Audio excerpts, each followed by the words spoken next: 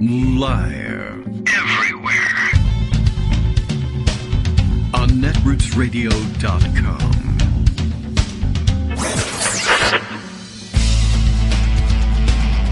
David Waldman.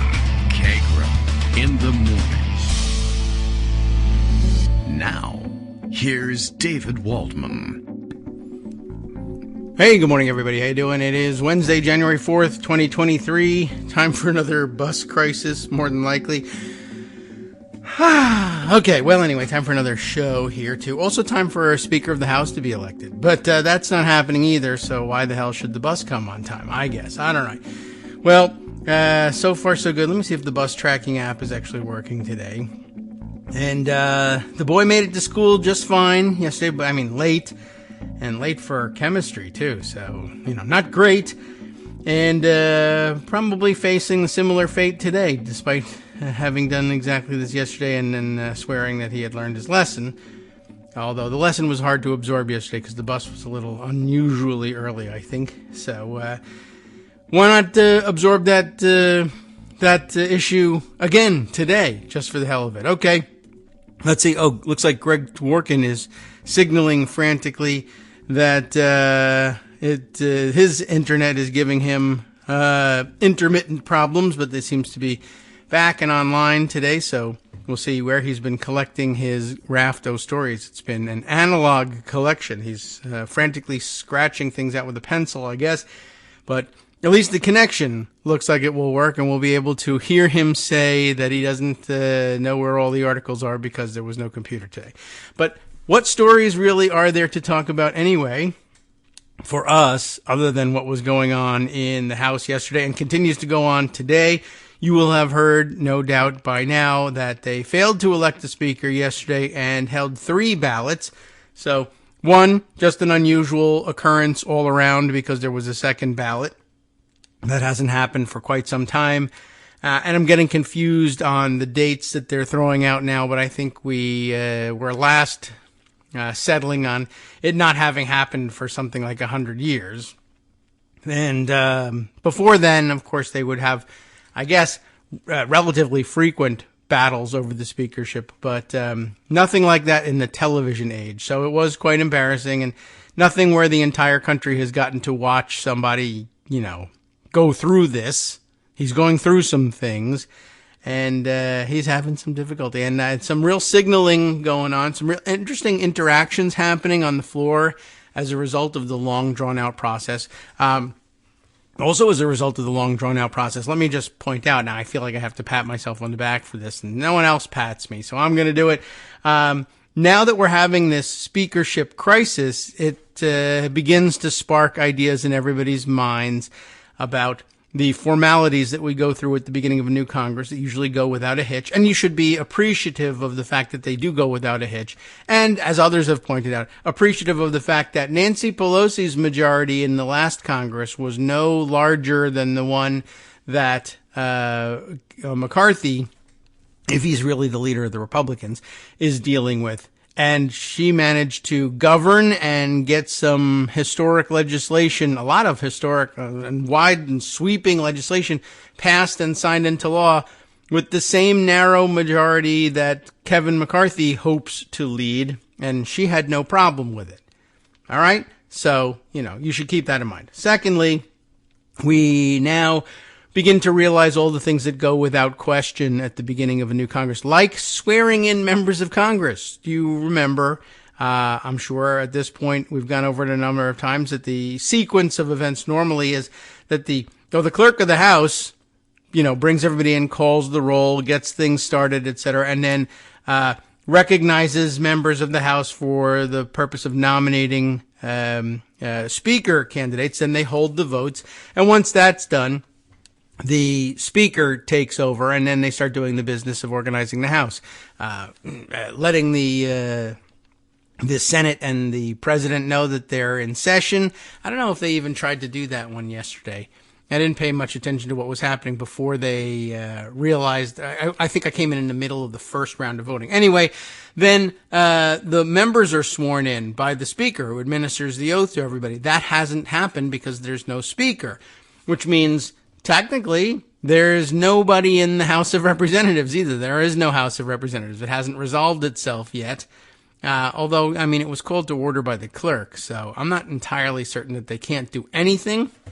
And I think they could break with precedent. I suppose if things were really getting crazy and it looked like this was going to go on forever, they could have the clerk administer the oath to everyone. I don't know that it's constitutionally required that the speaker administer the oath. So, they could work around, but everyone has been talking about that, mostly, for lighthearted entertainment purposes. Ha, isn't it funny? No one has taken the oath of office. There are no members of the House.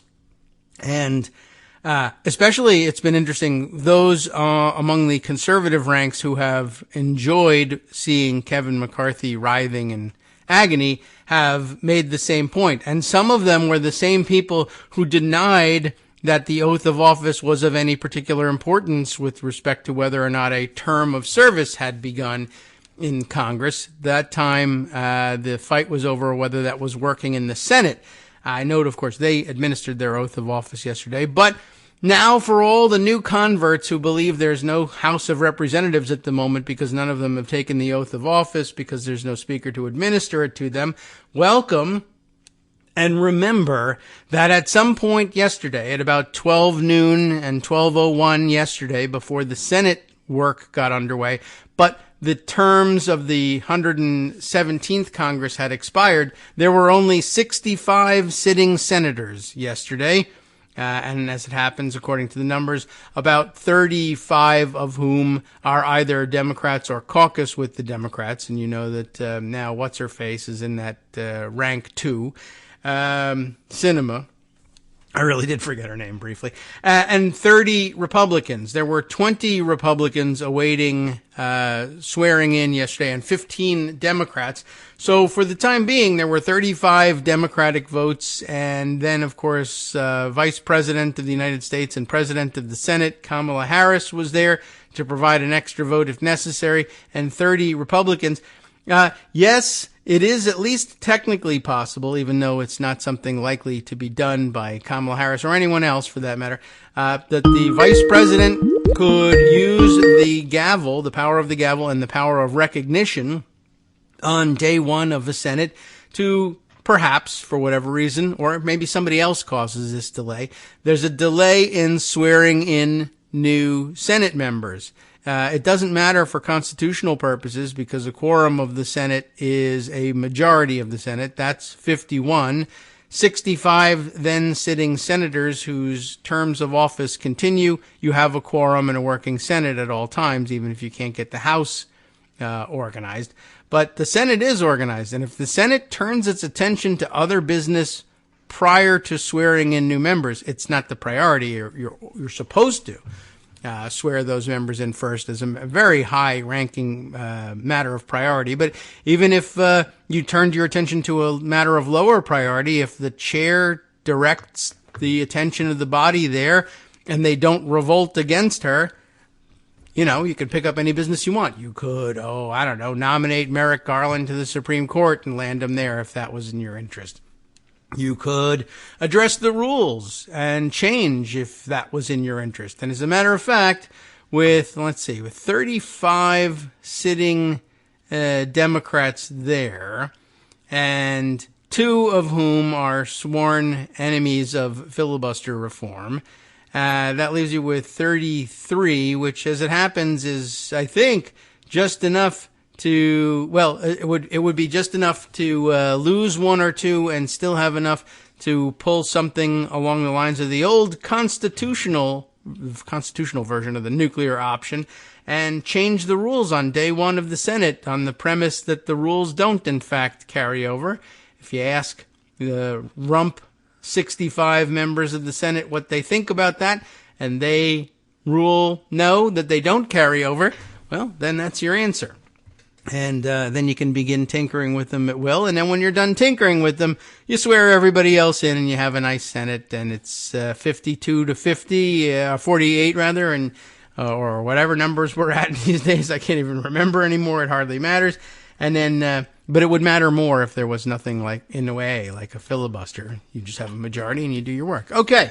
Greg Dworkin has resolved all issues great and small, is aware of all issues on the internet as well, and is here to tell us all about them. Good morning, Greg. You're recognized despite the fact that you haven't been sworn in. Well, you know what we really need, and I have to tell you, I haven't had this much fun since Raphael Warnock was reelected.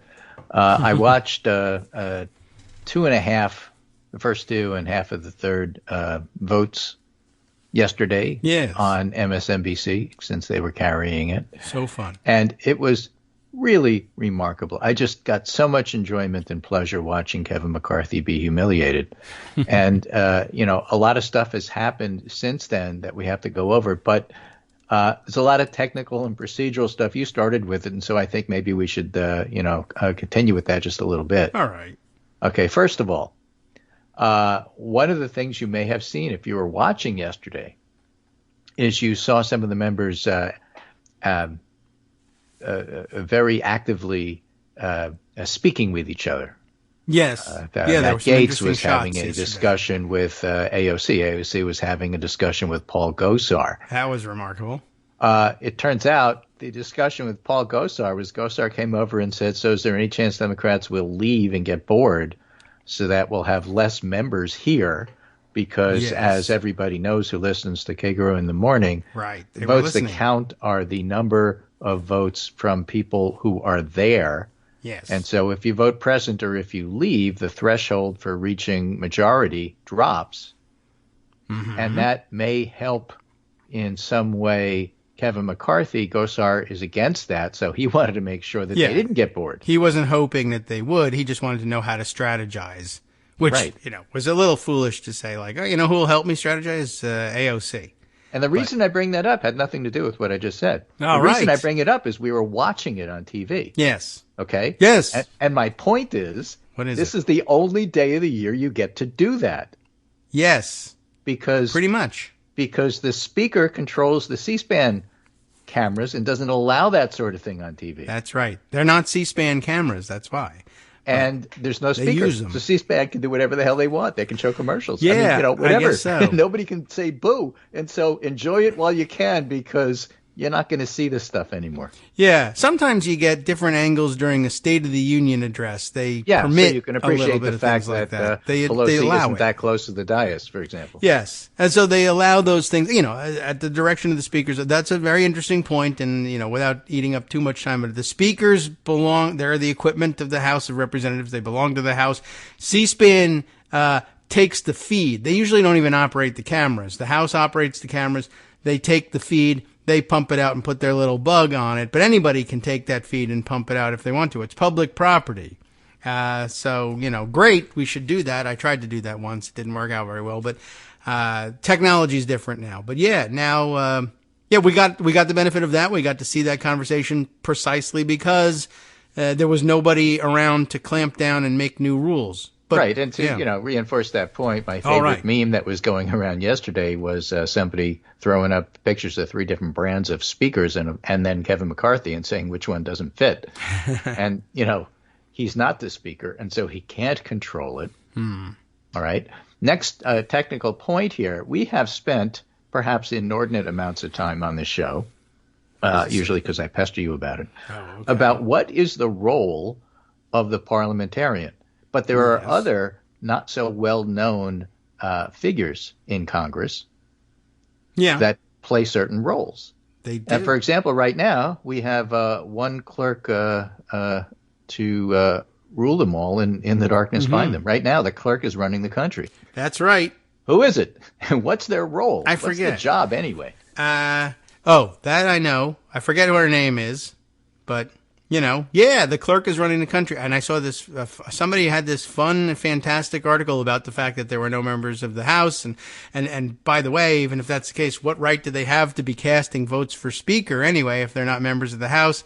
And the answer is they are there by authority of the clerk of the House. They didn't put that in the article. I don't think they figured that out, but that's it. The clerk is the one who received all of their certificates of election and prepares the roll, who will be admitted to the floor with voting privileges as a member-elect and who will not. And then they go about the task. They take up the gavel and recognize which members get to speak and do what. Right. Her name is Cheryl Lynn Johnson. Thank you. Good for you looking it up. She's a Democrat. 63 years old. That's right. And no, I didn't know this off the top of my head. Oh, why is she a Democrat even though it's a Republican majority? Because she was named and elected to the position by the previous Congress, and legally her term does not end with the last Congress, but ends with the election of a successor. Right. So, those are the technical issues that were keeping us amused as we were watching Kevin McCarthy get humiliated. The next thing on the list for Kevin McCarthy's humiliation is to point out that after he lost his 3 votes, and he lost by 19, then he lost by 19, then he lost by 20. Yeah, everybody saw it. Because what happened is that one of the Florida center-right conservatives said, this is silly, this isn't going anywhere, we really have to get beyond this. So let's just stop voting for him and move on. Yeah. He was the first, he won't be the last. Had a theory shared with me about that, yes, okay. We'll get to it later. So that's 1920, he loses. Mm-hmm. And then, the question on the table, of course, is did he see that coming? And, yes. You have to appreciate the fact that would be a really silly question, except we're talking about Kevin McCarthy, who was terrible as whip, whose job is to count votes. He doesn't get He's not good at it. So he probably knew he was going to lose, but I don't know that he knew he was going to lose by 20. Yeah. And the fact that it would increase, the theory that's been shared with my dad's theory is that, now members who were voting for him at first are now planning on increasing the number of votes against him each time to make it clear that, continued persistence isn't going to win him the speakership. The tide is turning against you. I don't know if that's really true, but that's the signal they might want to say. It probably is. I like your dad's theory because McCarthy isn't smart enough to come up with that on his own. So basically somebody has to tell him. Yeah, I think that was the point. Somebody please tell Kevin what's happening here. He's lost. Would you please tell him? So, that's what happens next. And McCarthy sort of in his gut knows this because he started yelling at the 20.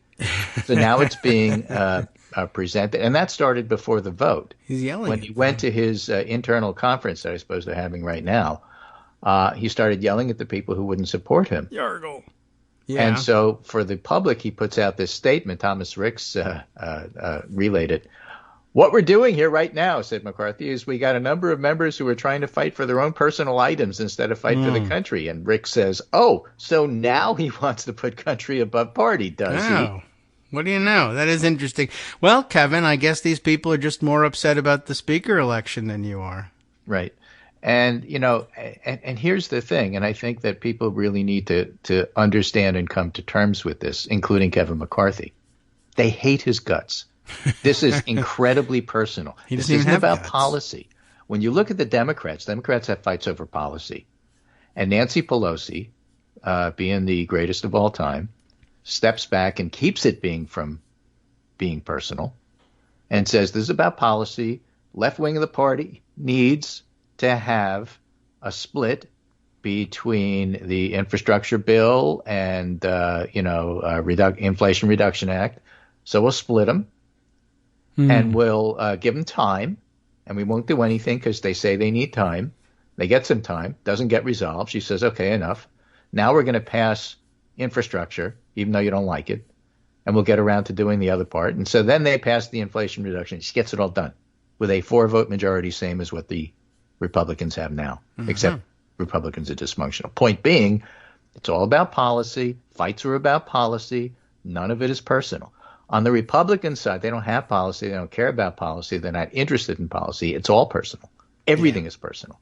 And McCarthy to them is, interestingly, because they see it close up and personal, they see the same things we see. He'll do anything for power.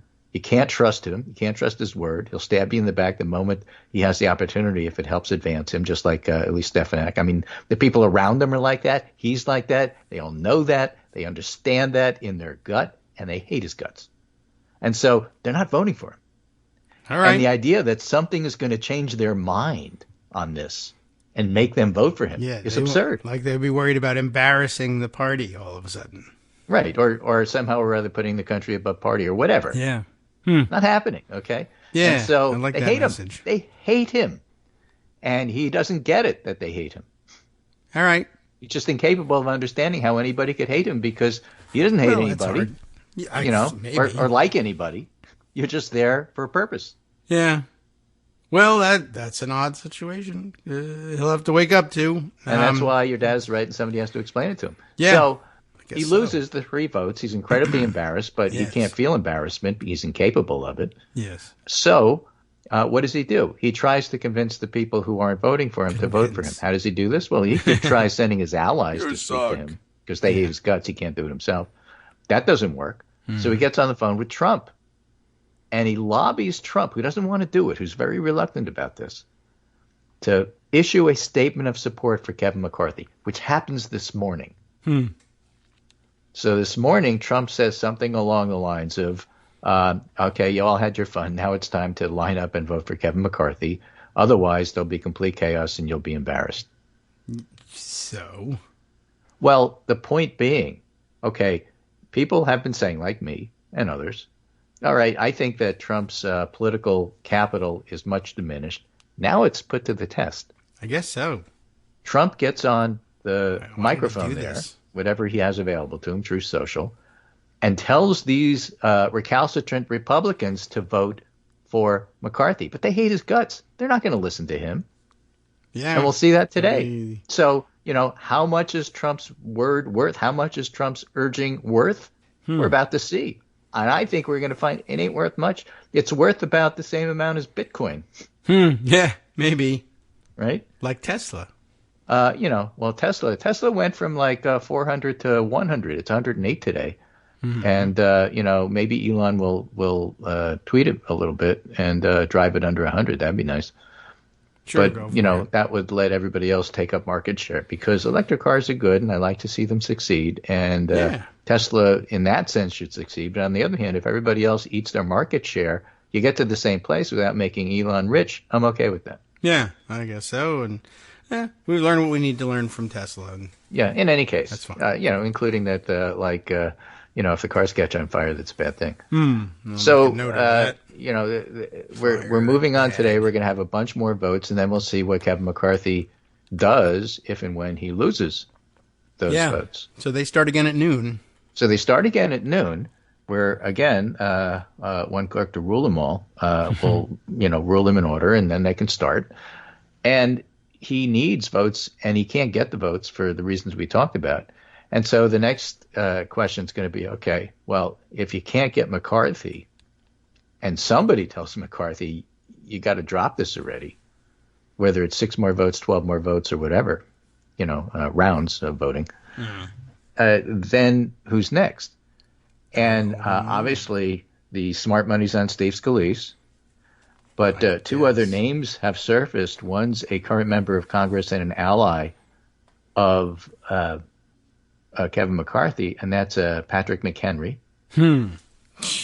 All right. And the other one that has come up is Fred Upton. I'll talk about him in a minute. We've talked about him on the air.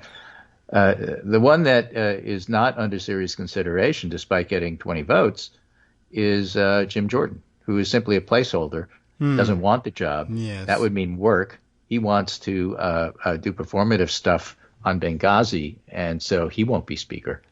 And the rest of the conference, caucus, whatever they call themselves, know this.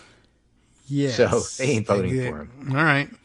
And you also have a situation which, it's just so crystal clear. You don't have to be there talking to people to get this. You don't need to look at Punchbowl and Politico Playbook and Mark Halpern's newsletter and listen to Chris Matthews. And the latter 2 were being featured on Morning Joe this morning before I turned it off, which is why I turned it off.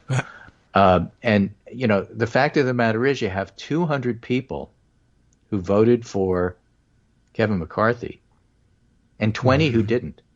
Yes. And just as those 20 hate Kevin, the 200 hate the 20 now. Yeah, leadership, I guess that's true. Leadership votes are not like policy votes. We were just talking about Pelosi. Right. Leadership votes are extremely personal. And you don't forgive and forget. They leave scars. Long, deep, lasting scars. Yes. And so those 20, now you have Marjorie Taylor Greene, fighting with Lauren Boebert, only this time it's for real. Yeah, it's kind of fun. It is. But it's also real, so that's okay. The dysfunctional GOP is not getting put back together anytime soon. This is a Humpty Dumpty situation. You can't put the pieces together after something like this happens. It would be very difficult, and even a more skilled person than McCarthy would have a great difficulty with it. I mean, just the dynamics of it. As you mentioned, Boebert and Green, like Green signed on early on the McCarthy train in the hopes that she would be able to extract certain concessions, including, like, for instance, some good committee assignments and, maybe some extra investigations, etc. Boebert, I'm sure, is on board with the investigations, but now as one of the holdouts, the hope for some of the holdouts is, well, maybe they'll get a sweetener, switch over, and we'll give you this. Or their big demand, anyway, at this point is, we want, like you said the other day, more representation on the big committees. So at whose expense does that seat come? If you want to put one of the lunatics who was a holdout on those committees to bring them on board, that means displacing somebody who was playing good soldier the whole time. And so, what the hell? What was I doing that for? If I'm getting displaced by a lunatic who was no help to anybody. And then you have problems. You can't please both. So, I think everybody's familiar with those sorts of interpersonal problems. You probably had the same thing happen in your office at some point. This is a workplace, after all, even if it is a hostile environment. Right. So after the break, we'll talk about Upton and McHenry. Patrick McHenry from North Carolina served as Republican Chief Deputy Whip from 2014 to 2019. Now he's the ranking member on financial services and a conservative's conservative. Yes, he is that. And, all-around jerk. So, most people enjoy that in the Republican conference. He could have support. You never know. Fred Upton, well, everyone loved Upton from Saving Private Ryan, right? That was everybody's favorite character. Oh, that was Upham. Okay, different guy. Never mind. Hi, it's me, David Waldman, the same guy who was just talking to you a second ago. Our Patreon subscription drive is still going strong, with over 175 monthly donors who help keep us on the air. If we've helped keep you going during the pandemic, why not return the favor and help us keep going so we can all be together for the next disaster? Patreon.com, Patreon.com, makes it easy to make secure, recurring monthly contributions to support our show. Patreon.com/KagroX gets you straight to our donation page. Maybe you'd like to thank us for keeping you sane during the Trump era. Maybe you're looking forward to in-depth explanations of what's going on in the Biden administration. Whatever it is that keeps you listening, we need your help to keep bringing it to you. And hey, if you happen to prefer using PayPal or even the Square Cash app, we're up and running with those options too. Thanks again, everyone, for all your support. We literally could not do this without you.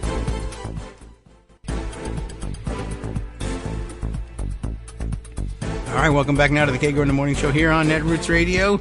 We continue with the second round of opening this morning show because we couldn't get enough votes to end the show, so we'll keep going, I guess. Greg, what the hell were we going to do? Well, we had an idea. Let's finish the last lightning thing I wanted to do, just because I read it and burst out laughing. George Santos's office issued a statement congratulating him on being elected to the House of Representatives and being sworn in by the new speaker. No, yeah. All right, so jump the gun a little bit there. Yeah, now he wasn't the only one, but the fact that it was George Santos is like, right, well, yeah, of course, right. I didn't jump the gun, I was embellishing, that's all. Right. I was the first one sworn in.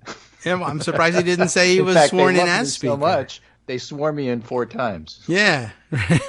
Once this time, once that time. They swore me in at 9/11, the whole bit. Everything. Yeah. Did it all. Right.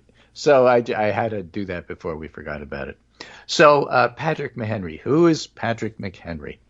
There's this guy named David Waldman who back May 25th, 2011, wrote this story for Daily Kos called Blowback for Patrick McHenry's Nastiness to Elizabeth Warren. Ah, yes. And he writes, if you missed yesterday's extraordinarily bitter and nasty hearing before the House Oversight Subcommittee on TARP financial services and bailouts. Wow. Remember that. Okay. Everything you need to know about the tenor of the event is summed up in this exchange between chair toddler Patrick McHenry and assistant to the president, Elizabeth Warren. You wrote that story. Yeah. And that's one of the reasons I knew who Patrick McHenry was. I didn't remember the story, but I remembered his name. Yeah, I remember that. Yeah, me too. He sounds I wrote it. He sounds like an army base. Yes, that's true. He kind of does. And maybe there'll be one for him one day. But I think there's a Fort McHenry somewhere. There has to be. Yeah, sure. Well, Fort McHenry is Baltimore, right? The Star Spangled Banner. Something like that. I'm pretty sure that's it. Anyway, you wrote that story. He exists. He's been around for a while. And there's two tracks that I see this going after McCarthy is told by somebody, because he can't figure out for himself that he's not getting the votes. Mm-hmm. Track one, the more likely one, of course, is that it's next in line Steve Scalise, because he's next in line. He won't last. He'll be overthrown. But, that's what comes next. And then Elise Stefanik will be thinking, oh, well, if he could do it, I could do it. Because, if anybody could do it, if McCarthy could do it, I could certainly do it. I guess that's true. Yeah, everybody's smarter than him. So, there's that track. Mm-hmm. But the other more intriguing track is following the lines of what happened in Pennsylvania. Okay. You heard about this? Yes. Though not closely enough. Not closely enough. To tell you what's going on. So what happened is that after the election, the Pennsylvania state legislature, the House part of it, I guess, had something like 101 Republicans and 99 Democrats. That's close. Well, they have to elect a speaker. Does this sound familiar? Yes. They couldn't agree on somebody. Oh. So what happened is that some moderate Republicans banded with the Democrats. They elected a conservative Democrat as speaker, who then left the Democratic Party and will be speaker as an independent. That's a thought. I mean, it wouldn't work for us, but yeah. It wouldn't work for us, but, my point is these things happen. That's so true. The idea of, okay, what if after the next 72 votes and people get sick of it, and neither the insurgents, the insurrectionists, 20, and the 200 Republicans who hate them can't agree on what to do, there needs to be something to break the logjam, because you have to have a functional House. You have to be able to raise the debt limit, so on and so forth. You have to pass legislation. Some of it is must pass legislation at some point. You don't have to do it in the first week, but, in the next 2 years you have to do this. So you're going to have to break the logjam at some point.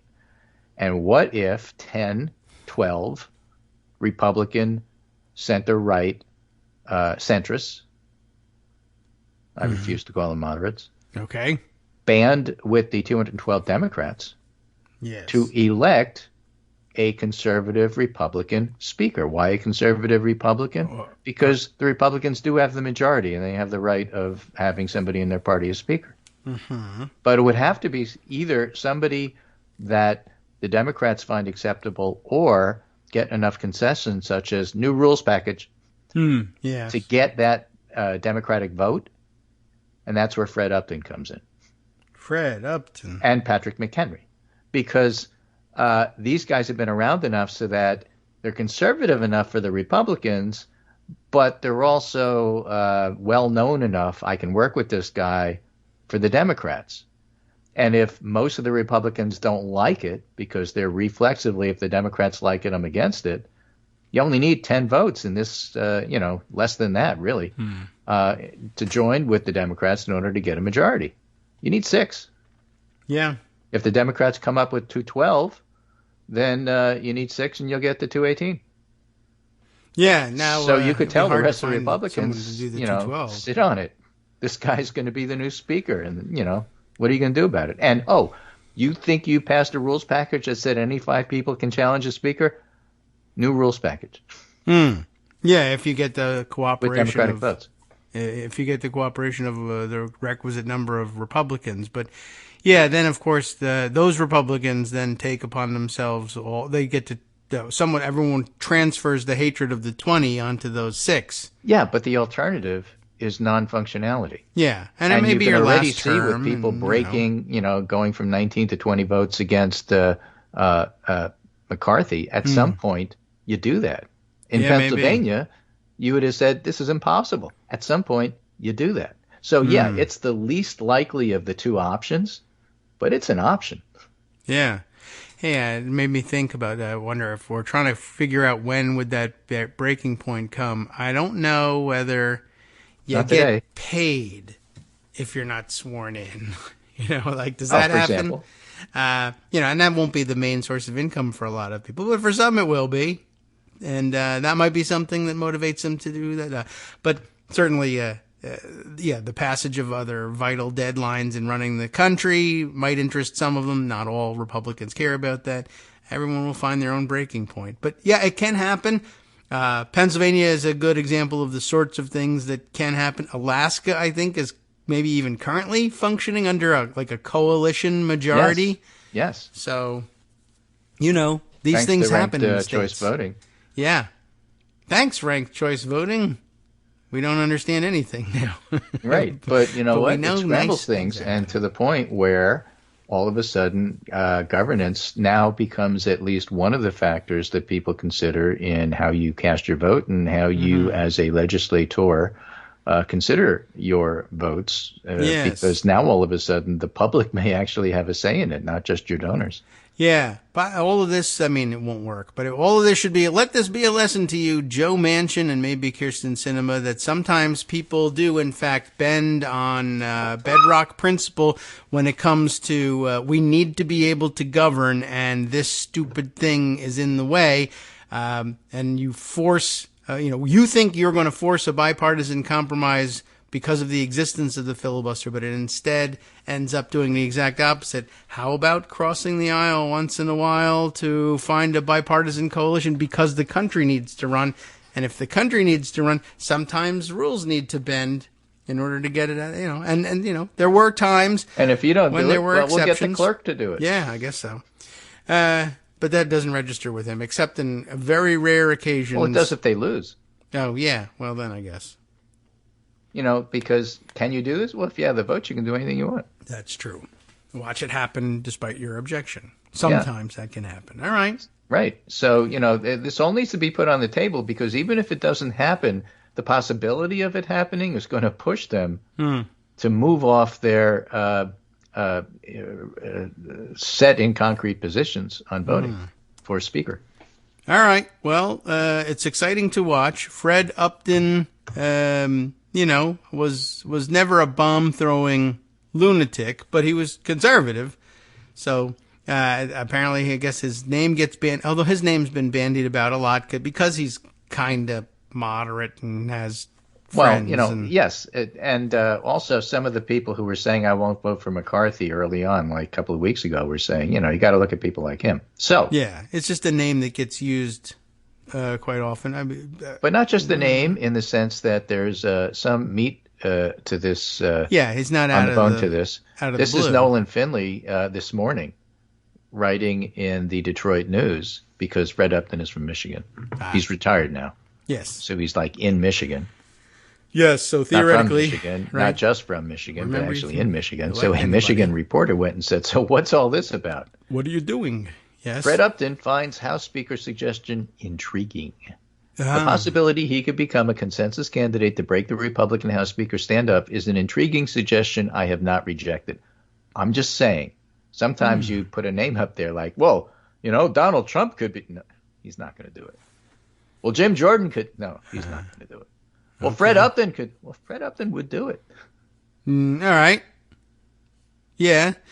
Fred could. He's free. How do I know? Because somebody just asked him, and he said he would. And that's what reporters are for. Yeah, I guess. I don't know why he wouldn't do it. He's not used to retirement yet. He just retired. Why wouldn't he do it? Why would anybody in their right mind want to be Republican Speaker? Well, this is like his hobby, is being into being. But he's not there anymore. He just left. Yeah, he said, right. "Good, I'm done." Yeah, but then he said I'm not saying no. Well, he should say no. Well, or his famous relatives could step in for him. Everybody knows that he is related to Lewis Upton. How do you like that? Lewis Upton is co-founder of the Whirlpool Corporation. If you didn't know that, which I didn't, but more people know him as the uncle, right? I guess of Kate Upton, the model, who would be a very popular speaker choice, I imagine. But probably less interested than Uncle Fred, anyway. So, all right. Famous Upton family. How do you like that? I didn't realize that Louis Upton was a relative to, but I imagine Louis Upton is dead. Yes. Oh, quite a while. As it turns out. That's it happened. Founder of the Whirlpool Corporation. I imagine he's probably long gone.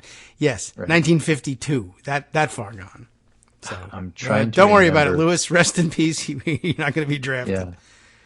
Yeah. Somebody had described another politician as an up-and-coming figure, the future of the party. Oh, everybody. Now and always. Oh, really? Oh, okay. Because they're never going to get there. Yeah, well, oh, I see. That's Kevin McCarthy. He advances halfway there every time. Yeah. And I was saying to David in the break, if you think of the Marx Brothers, the three Marx Brothers, there were actually four Marx Brothers, if you include Zeppo in the early movies, but truly there were five Marx Brothers. Gummo, their manager. No. And so, yes. Patrick McHenry was the Gummo of the Young Guns with Eric Cantor, and Kevin McCarthy and whoever the third one was. Who was the third one? I don't know. But there were three of them, and they were all awful. I'll have to look it up while we're talking about it. But McHenry has always kind of been a peripheral figure. Of course, how could you forget Paul Ryan? How could you possibly? Yeah, that's right. That's the guy. Speaker of the House, least memorable, perhaps of all time. But he's been around. And the thing to remember about him, I guess, since people are saying, well, what about a more moderate choice? Is Patrick McHenry used to be.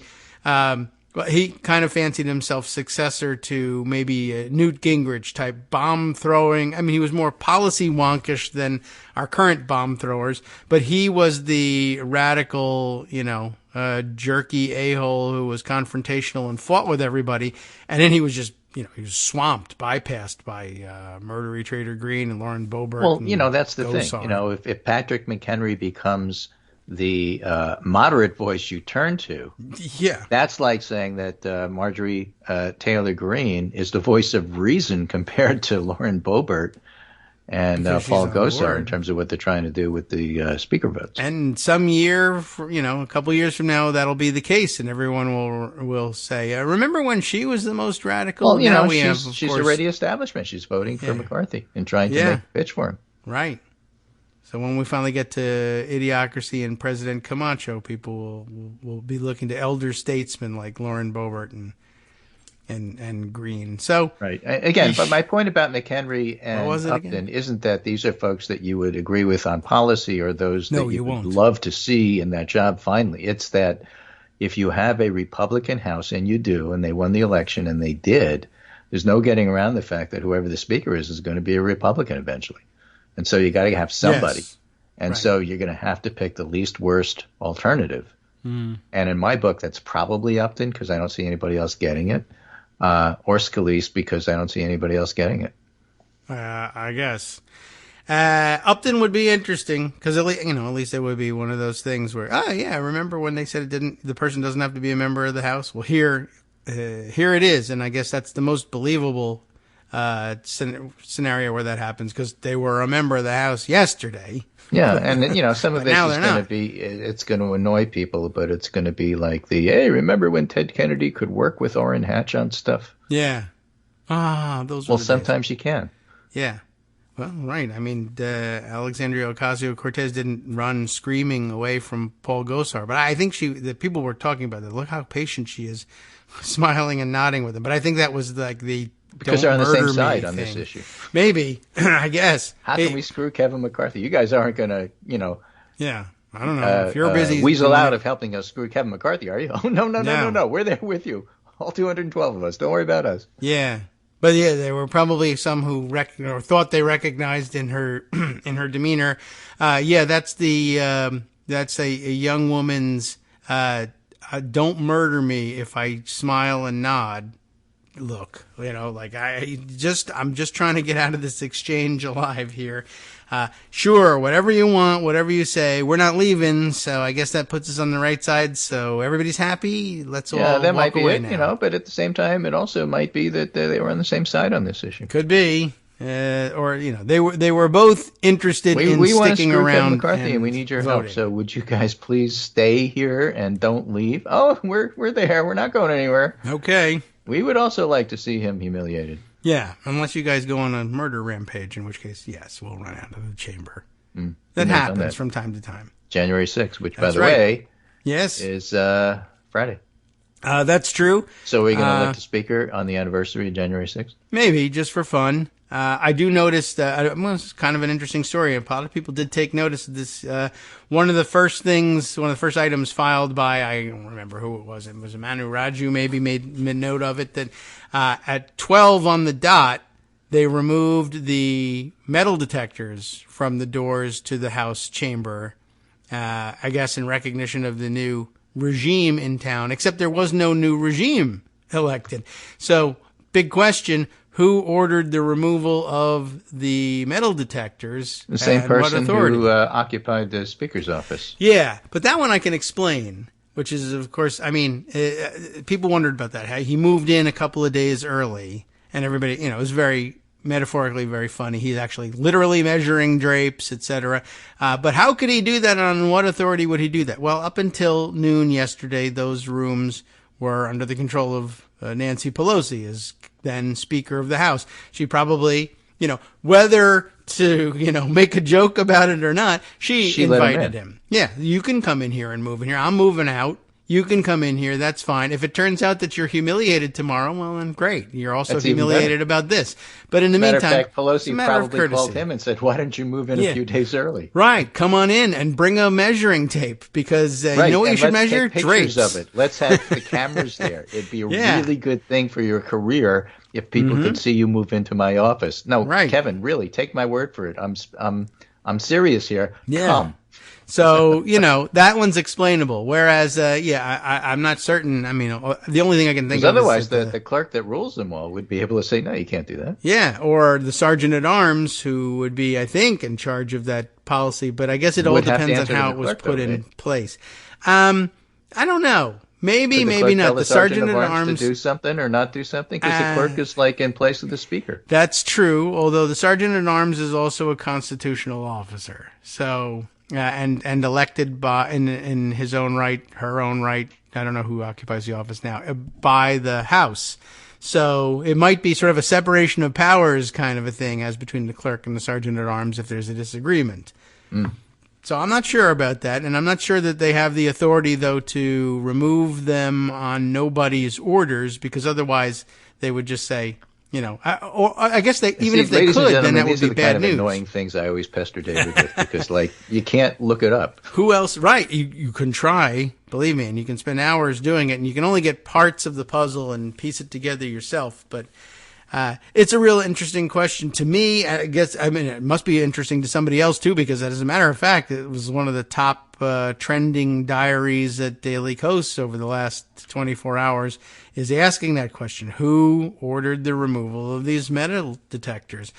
Ordinarily, it would be the Speaker's providence, but it could be that maybe it was a standing order of the 117th Congress that there be metal detectors, and then at noon that expired. But still, and the act of removing them, you'd think, what if the new incoming regime wants them? Well, they don't, but who knows who the speaker is going to be? No Republican will want them. I don't know. Maybe they thought they were just getting a start on work they would have to do eventually anyway, but it was weird and spooky. Yeah. So from this New Yorker article about Kevin McCarthy from a couple of days before this vote, I came across a reference to Gummo, so I just thought I wanted to mention it here. It says, for the past 2 years, his colleagues have been calling Kevin McCarthy the speaker in waiting. Nobody knows the inside game better, Paul Ryan, the previous Republican speaker, has said. Paul Ryan, the embattled young gun who had to leave because he couldn't get anything done, that Paul Ryan. When Kevin Spacey was preparing for the role of Frank Underwood, the Machiavellian schemer on the Netflix show House of Cards, He shadowed McCarthy. McCarthy joked he agreed to it after learning that Underwood would be a Democrat. Outgoing and personable, he's intensely social, a happy warrior, in the words of his friend, the pollster Frank Luntz. The more you learn about Kevin McCarthy, the less you like him. Patrick McHenry, a House Republican and confidant of McCarthy's, once asked, if Kevin McCarthy is alone, does he exist? From the start of his career, and this is the difference between the introverts and the extroverts. Yesterday on the show, I misspoke and said I for introvert when I really meant N for the kind of intuitive approach as opposed to the step-by-step approach. Okay. But in any case, if you're an extrovert, you need people around you, and if you're an introvert, you're perfectly happy if they don't exist. So McHenry noticed this about McCarthy, and from the start of McCarthy's career in the late 1980s as a congressional staffer at a district office in the Central Valley of California, his ambition was to reach the House. Once he got to Washington, it was to become Speaker. The House is where he's most himself. He likens spending time there to having breakfast at a truck stop. Everybody knows the jokes, said a House staffer. All Kevin McCarthy cares about is Kevin McCarthy. He is the man for this moment.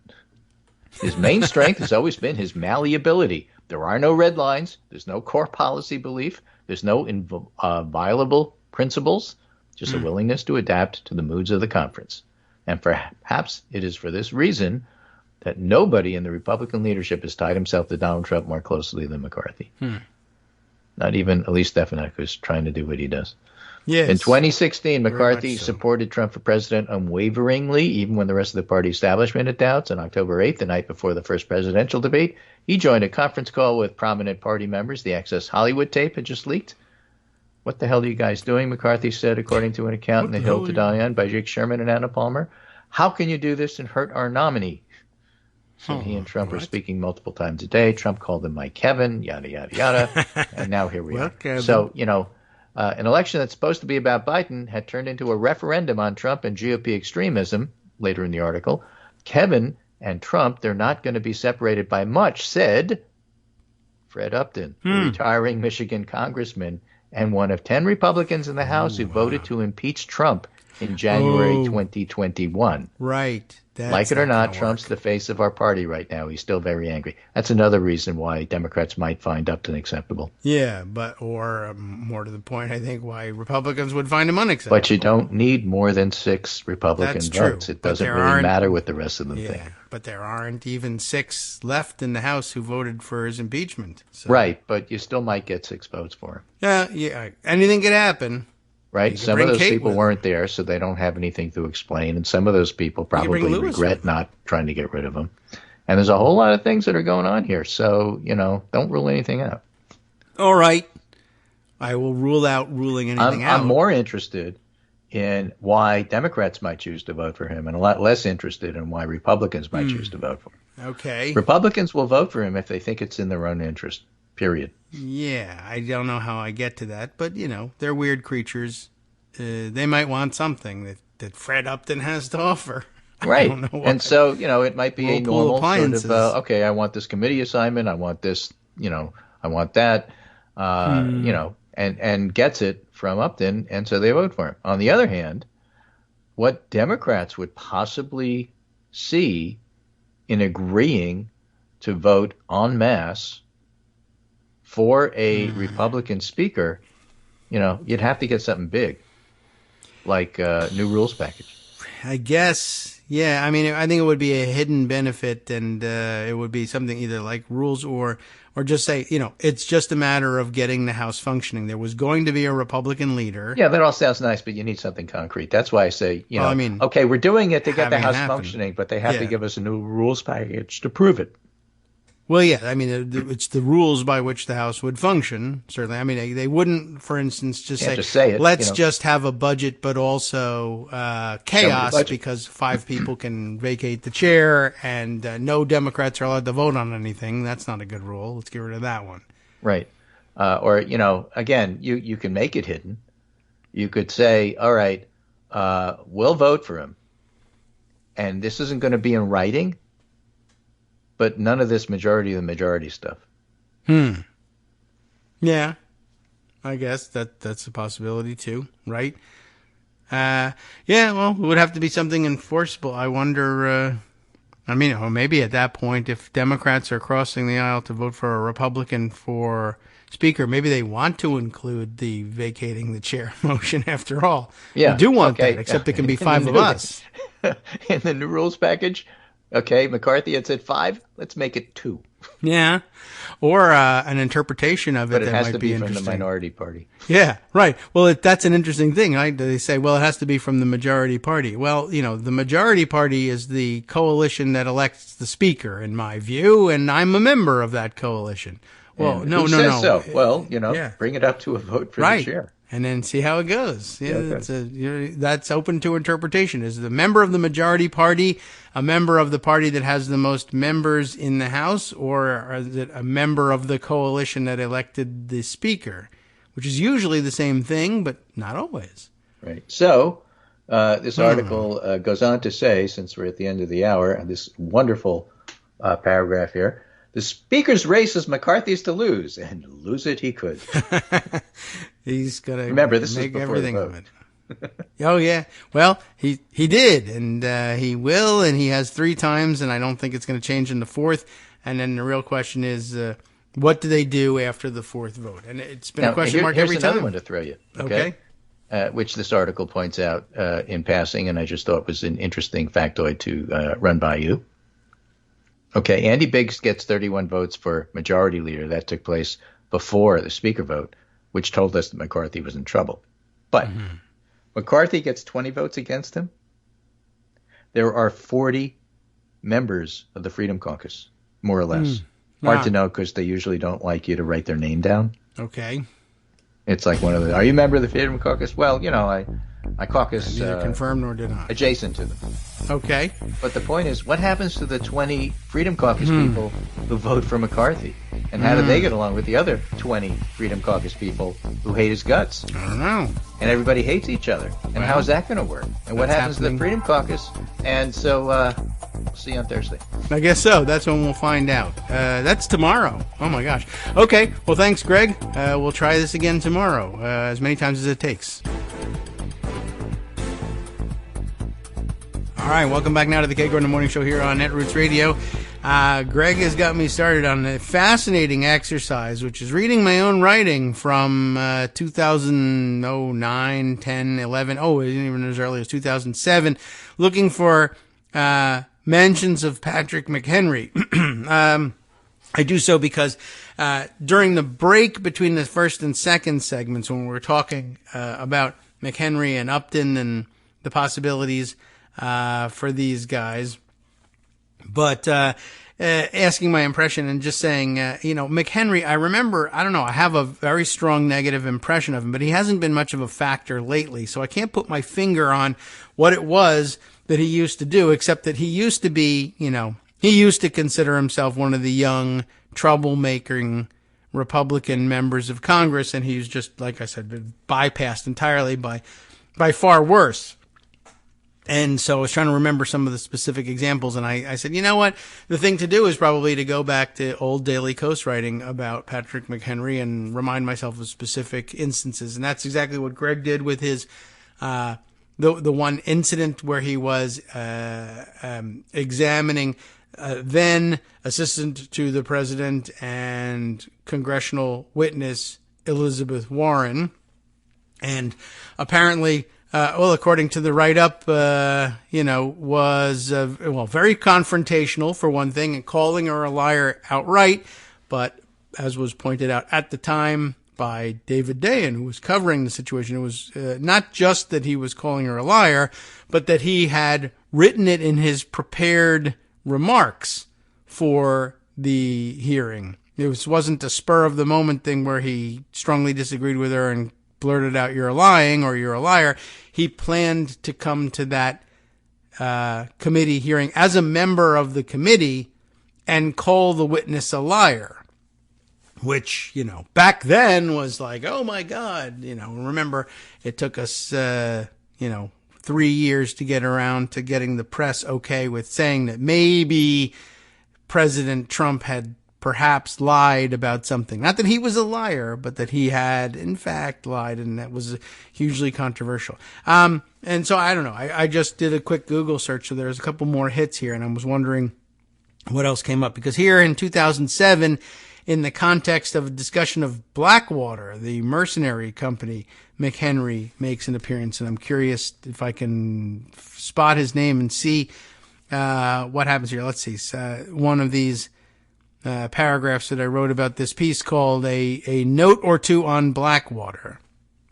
I'm just curious what the setup is here. What does Republican free market economic theory tell you about the potential problems with a private army? Well, for one thing, mercenaries make the most money when there's a war on. A national army, of course, has all sorts of incentives to end wars, though some would argue that they've got their own reasons to start them. Mercenaries, though, have good reason to prolong wars, and maybe even see to it that the enemy, quote-unquote enemy, remains capable of conducting operations. Otherwise, the mercenary army's services aren't as necessary or valuable. So that's the setup. Patrick McHenry appears in paragraph 3 here. There's a short number 2 paragraph in between. For another, mercenaries working in Iraq don't share our national armed forces mission of creating and supporting a stable post-Saddam government. Witness the December 2006 jailbreak of Iham al-Samare, whose name does not ring a bell at all, the former Iraqi electricity minister, convicted on corruption charges in late 2006 and imprisoned by the Iraqi government, awaiting sentencing on his conviction for embezzling $2.5 billion. Wow. Al-Samare hired Blackwater to break him out. He's now living in exile in Chicago. I don't know. How did we resolve that situation? So that's mind-boggling that happened, and I've forgotten about it entirely. So naturally, here's where Patrick McHenry comes in. Naturally, anyone with a lick of sense would instantly see the necessity for close oversight of a mercenary operation like this one. Then, parenthetically, I add, leave it to Representative Patrick McHenry to lack that much sense. And Chris Shays of Connecticut, yes, to say that they were, quote, perfect. That's rather amazing. And therefore, it should surprise no one that the Bush administration, which I always enclosed in scare quotes, has less than no interest in seeing such oversight take place. So much less, in fact, that they've been actively stonewalling it all along, even when the oversight was being conducted by a Republican Congress. So anyway, that's doesn't tell us a great deal necessarily, but that's the sort of thing that I remembered about Patrick McHenry, is that even in the midst of a situation where very clearly the only sensible thing to do was to be angry with Blackwater, he was in fact enthused about their performance and said it was a great thing that they could not only be hired by the United States to fight the war on our behalf in Iraq, but they could also, as free market operators, be hired by Iraqi criminals to break them out of jail and help move them into exile. And where would they go into exile? In the United States. So there you go. Greg Dworkin chiming in the background, reminding us that good old both ways Chris Shays is only 77 and I guess available to become speaker, maybe? Is that what you're hinting at? You didn't say that. But he is only 77, so why not? It's a possibility. What other things did Patrick McHenry come to light for? There was the fight with Elizabeth Warren. There was that. And then maybe I can take a look at this. This is somebody else's blog that maybe they were commenting on something that we were discussing on Daily Kos at the time. Oh dear. No, it looks like this is one of those blog scrolls that won't bring us directly to what we wanted to get to here. Can we go by date? 7/29/2009. Let's just see if we can see how far back. Oh, well, that's 7/29. We'll give it about 2 seconds to see whether the scrolling brings us to what we're looking for, and I think that it will not. So, yeah, maybe not. All right, so we miss out on one last mention of or juxtaposition of my name and Patrick McHenry's on the blogs. I'm looking, by the way, at Xandar. Is the name of the Xandar versus the Stupid was the name of the blog. And, maybe I was looking for the wrong entry here, but the little blurb that comes up. Let's see. David Waldman reminded me the other day that Republican opponents of Social Security, something, as it is, Xandar grew up in North Carolina 10, the home of the odious Patrick McHenry. So, yeah, I don't know whether he was referring to him as the odious or I had done that and he was repeating it. But anyway, you get the idea. That's a phrase that would make sense to people. The odious Patrick McHenry. All right. Well, I'll do that rest of that research off the air, and perhaps we'll come back to it at some point later on. And let's see. What else have I got for you? I think we got through most of the wacky procedure stuff and the idea of there being nobody in the house, officially speaking, and so therefore, what could one say about the state of affairs in the house? Let's see. I don't know. What else have we got here? This was Greg made mention of the. How come I can't? This one won't click through. Greg made mention of the fact that we got all these new camera angles on C-SPAN yesterday, and that was an important piece here. Okay, I see the one. This is an unrelated story, but some of these things that I put away particularly from Mastodon as opposed to Twitter, when I park them in Pocket, it gives you less than no indication of what was this really. It doesn't take you right to where you were. And I guess I don't see this other thing properly parked. I think I had real issues with Mastodon and tagging things for Pocket out of Mastodon. It just doesn't happen very smoothly. I wonder if I might be able to locate this piece now, which was very interesting about the succession in the House and by what right do members even show up for voting for Speaker. And it was very thorough up until the point where they, left out that the speaker or the clerk is the presiding officer, and they left that out, and that was too bad. And but otherwise, it was good discussion. Let me see if I can find it, and I might be able to in just a minute or two here. Oh, we are. It's not a Substack, but it's Own All the Things from Mastodon and Twitter. Many of you may recognize the account, and usually funny and engaging. And I guess that's a guy by the name of Matt Tate, because he writes on his own blog, Own All the Things, but Pwn, P-W-N, Pwn All the Things, and then identifies himself by name there. The House has no members and the bootstrapping of power. And he's attempting to explain the existence of the convocation of a House of Representatives that doesn't exist yet. And he begins by saying like this: over at Dog Shirt Daily, the awfully named but otherwise great daily publication by Ben Wittes, who we've heard from a number of times, having his tweets and his boom tweets, etc., and his as well as critiquing his pronouncements of support for people like Bill Barr as a straight shooter, who won't lie to you kind of guy. One of his great failings, I think, if I have that right. Anyway, Ben has a really interesting question that he proceeds quickly to not answer. Does the House have any representatives? The motivation for his question is this post by Adam Kinzinger, who I guess tweeted yesterday, "Am I still a congressman since the new ones haven't been sworn in?" Hashtag can't quit. As Ben says, it's not a crazy question, and that's because, whoops, I gotta get this pop-up out of the way. That's because the incoming members have yet to take their respective oaths. So are the previous representatives still in office, even if only technically? Well, it might not be a crazy question, but it turns out to be a simple one. The 20th Amendment to the Constitution solves it decisively.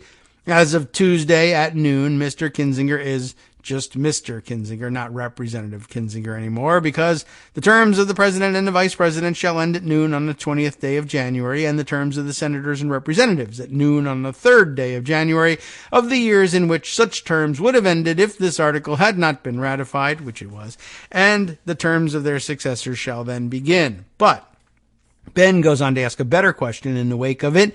If there's no representatives from the previous Congress, and there's not yet any sworn-in representatives from the new Congress, then by what authority is anyone in that chamber even electing a speaker in the first place?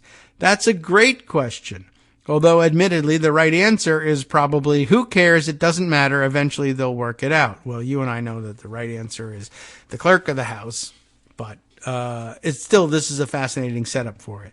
But to me, at least, it's a fun question to work through. As it happens, bootstrapping authorities and power transfer ceremonies are fascinating to me. They're just really weird. That's because what they are for and how they work are very subtly different. And they are fascinating all alike to me as well. In one sense, these ceremonies are mostly just a pure ceremonial handover of power from one collection of individuals to another. It's really that simple.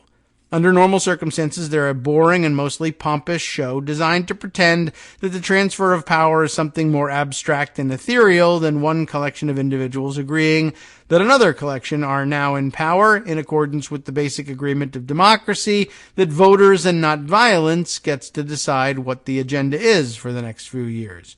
And remember, I tie the two of those things together more directly than most, I think, my theory being essentially that votes were simply a proxy for violence very directly, not just a different system, but a matter of, well, you bring all your people and I'll bring all my people. And the rules of violence, generally speaking, are that side with the most people will win. And so why don't we bypass all of that and not kill our workforce? And so everybody can go home and harvest food and we can all continue to survive. Instead of actually having the battle, we'll just count. If you have 200 and I have 100, you win. And then that just becomes ballots instead of mustering on the field of battle and counting them there. You know, why take everybody off the farm at all if you can settle things that way? But in formalizing that handover, we always end up with a multi-step process that encodes a weird gap. At one point in the process, the previous set of people in power lose power. A few steps later, the next set of people notionally take power. But between these two steps is a really weird gap where nobody is actually in charge.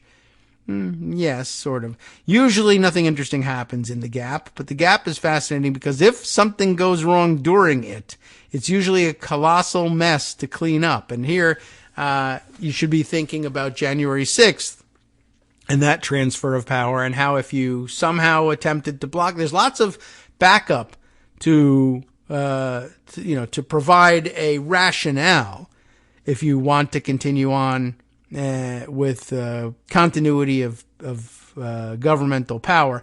But yeah, if you disrupt it, it can cause enormous problems. Like, for instance, all the discussion, for instance, of the heroes of January 6th, the workers in the Senate Secretary's office who had the presence of mind to pack up and make off with all of the Electoral College certificates in the box so that the rioters didn't get a hold of them. And as we pointed out on the show, well, there's duplicate copies. There's duplicate copies all over D.C. There's duplicate copies in all the various federal districts. I mean, that's the backup plan. But yeah, it would still probably cause a lot of disruption and upset if they had gotten a hold of those certificates. I'm sure the rioters thought if they got a hold of the certificates and burned them, then that was it. Biden couldn't be declared president because the importance of the documents is primary, and that's how power transfers. And it is how power transfers. But that's also why they have backup copies of those documents elsewhere around the country, distributed around the country. It would be almost impossible to round them all up and destroy them. And that was Because, the founders had, in fact, dealt with insurrection of that nature. Shays Rebellion, Whiskey Rebellion, et cetera, et cetera. But if you, and you say, well, the fail-safe on that is we'll distribute them in every federal judicial district in the country. And if you can take over every one of those, then, maybe you're not a rogue element. Maybe you're actually just the new national government. If you can control every federal courthouse in the country and seize control of every electoral certificate, we might have to concede that we've lost to you at that point. Anyway, where do we leave off with this? Right. It's all a problem that goes wrong during the gap.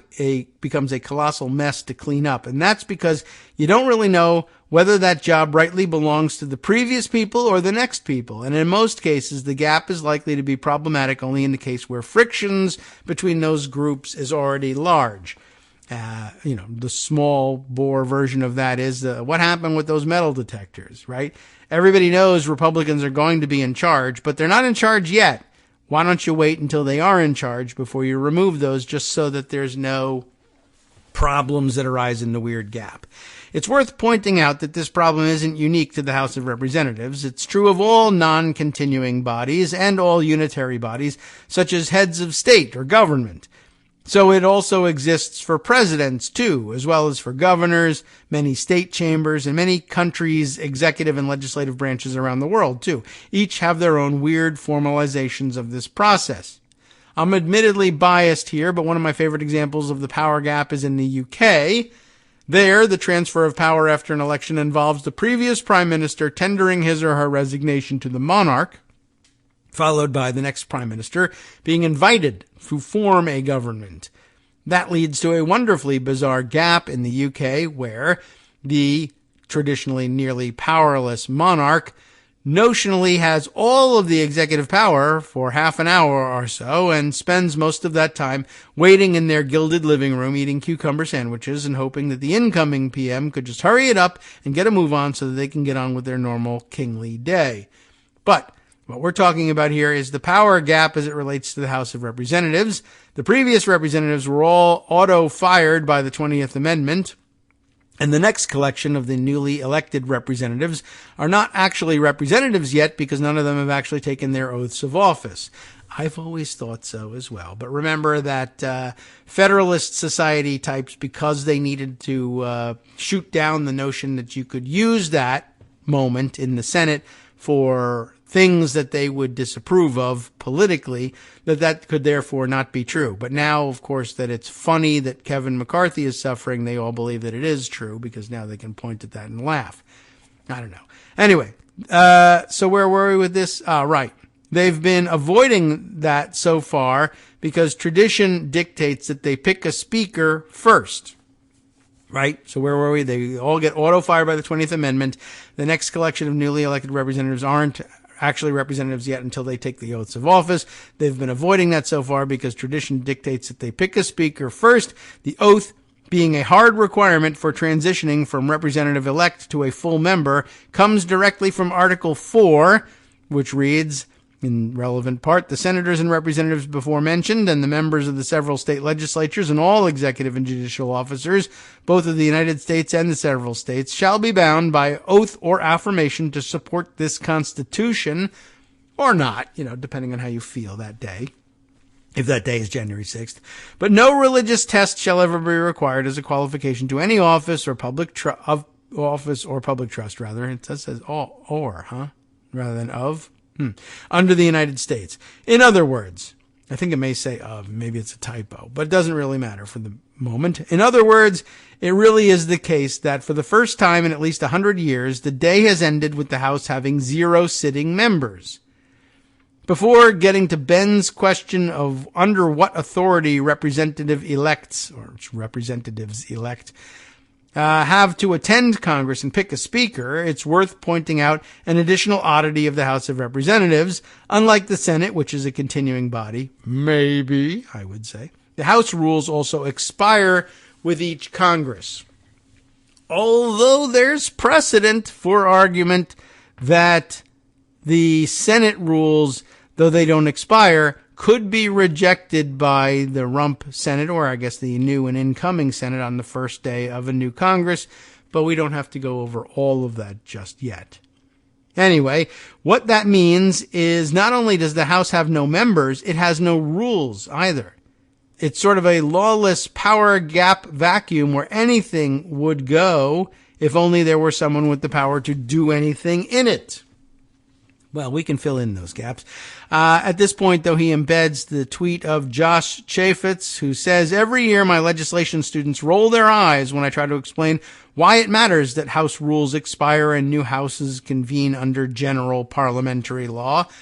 It's an important point, general parliamentary law, because that's part of the Nixon ruling with respect to what, under what rules does a new Senate operate, if not the old rules. And the answer he gave was general parliamentary law, unless, either new rules are adopted or by, acceding to the operation acceding to the operation of the old rules by continuing to do regular business under them. I mean, they had to come up with that as backfill. Anyway, let's see. Josh Chaffetz is tweeting that, by the way, in response to K. Tully McManus, who writes, "Adjournment is one of the very few options on the table for members to off-ramp endless roll call votes. They can't hit pause with a recess subject to the call of the chair or anything like that, because that requires House rules to be enacted first." Also, of course, I guess there'd be some question about who's making the call of the chair, though the answer there is the clerk. It's too bad she didn't take that on, because that would have solved the next problem from this piece. So what happens when the House has no rules? The answer is we look first to the Constitution itself, and then to general parliamentary law as described in the applicable provisions of Jefferson's Manual, which has the answer about the clerk, by the way. Anyway, and Jefferson's Manual, I've got one here. There's actually one in my house, if you want to know what a big nerd I am. These rules are ultra basic rules of underlying democratic principles of debate that long predate the Constitution and Jefferson, by the way. I'll lose lots of friends for pointing it out, but Jefferson's Manual is actually a fantastic example in its own right of America's Constitution that don't sit in the main body of the Constitution itself in a way that Britain embraces and America likes to pretend isn't the case. But glossing quickly over that, these rules do such ultra basic things as provide for the clerk of the House to chair debate in the chamber until a speaker is selected, for debate to occur at all, and for certain motions, such as a motion to adjourn, to be passed, for the yeas and nays to be counted, and for basically everything else to fall off a ruling by the chair, which can be appealed by the full body. It's essentially just the bare minimum to get the House into a position where it can vote to select a speaker and adopt some rules that let it get started on the more heavyweight work of actual legislative business, like establishing committees or scheduling bills.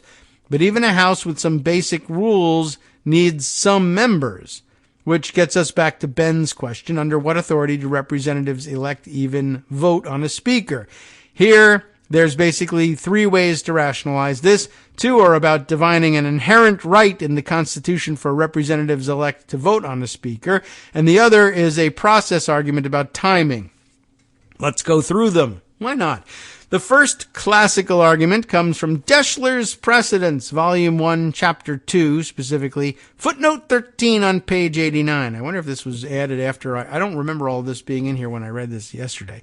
Although no constitutional provision uses the term member-elect or representative-elect, the Constitution impliedly empowers members-elect to vote for a speaker. Under Article 1, Section 2, Clause 5, the House chooses a speaker, and they spelled that wrong, so that must be the real problem here, before the House is sworn, and to demand the yeas and nays. Article 1, Section 5, Clause 3 also uses the term representatives when referring to members not yet sworn in. See Article 1, Section 6, Clause 2, and Article 6, Clause 3. Yes, Article 6. Some sections of the United States Code similarly use the term members when obviously referring to members elect. For example, 2 U.S. Code Section 25, administration to the Speaker of the oath by a member, and 2 U.S. Code Section 27, changing the place of meeting before Congress convenes to protect the health of, quote, members. There are a number of places where that actually happens. I know this is getting super weedy here. As Deschler would have it, the Speaker is chosen before representatives-elect take their oaths, and the Constitution requires that the House pick its own Speaker.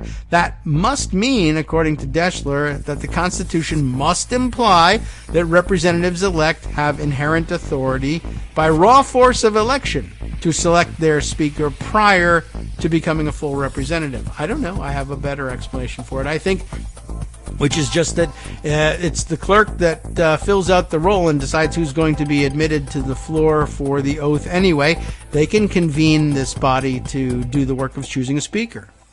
Hi, I'm Scott Anderson, the guy that writes the daily summary for this show, Kagro in the Morning. Thank you to everyone that supports this show. Many of you send donations through PayPal, Patreon, Square Cash, Radio Public, and so on. Some of you write your own essays and send them in, or read articles with your own commentary. We appreciate it. Now, some of you are listening to this and thinking, I'd like to help, but isn't there something I could do that wouldn't require money or effort? Why, yes, there is. You can just like us. On Daily Kos, they call it the recommend button. YouTube has a thumbs up. There are hearts and likes and love buttons. Tap our love button. Tap our love button every day. Share our shows and summaries on Facebook and Twitter, YouTube and iTunes, Stitcher and Amazon. Most of these places allow you to write a review, so a sentence or two would be great. Recommend us to social media, or tell your friends to listen to the show. You aren't just helping us, you're helping them find their new favorite thing to listen to. You could change the world. So thank you in advance from me and everybody else in the world.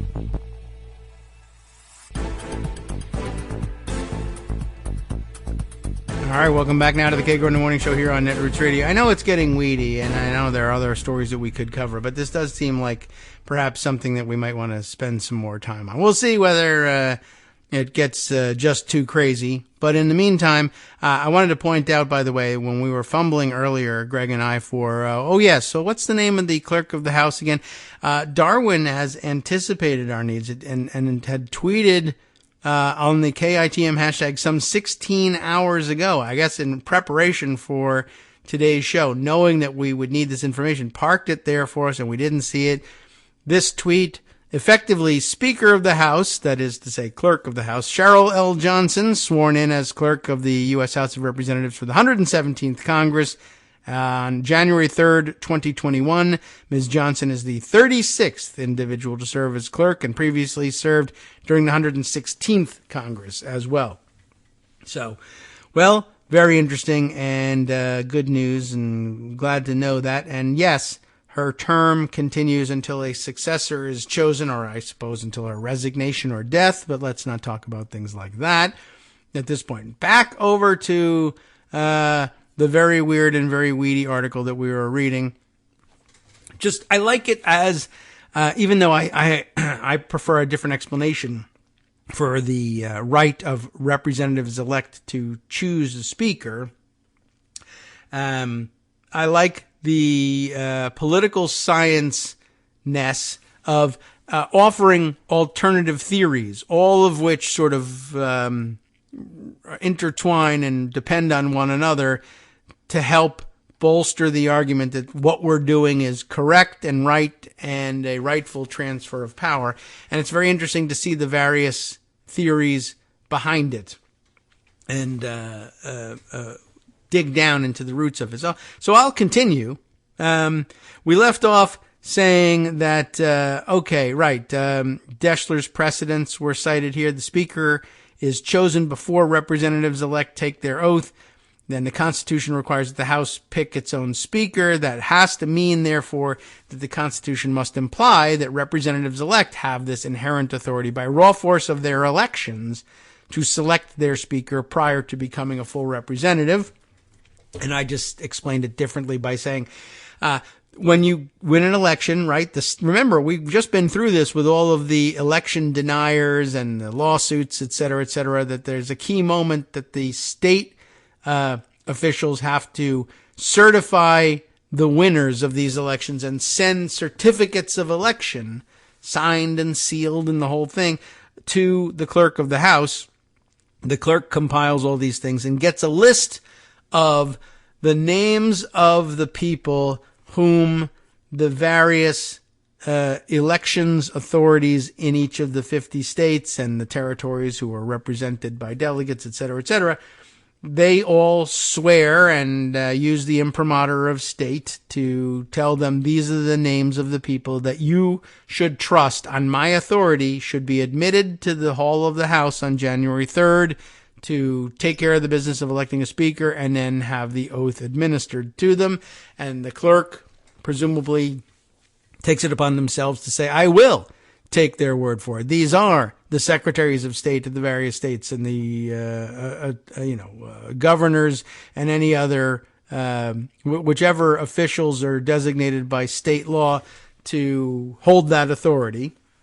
And without any reason to question it, you go ahead and say, all right, these are the people we'll accept as members of the House or members elect of the House. And it is interesting. And now we know that, by what authority they remain in office. They stay until a new successor is chosen.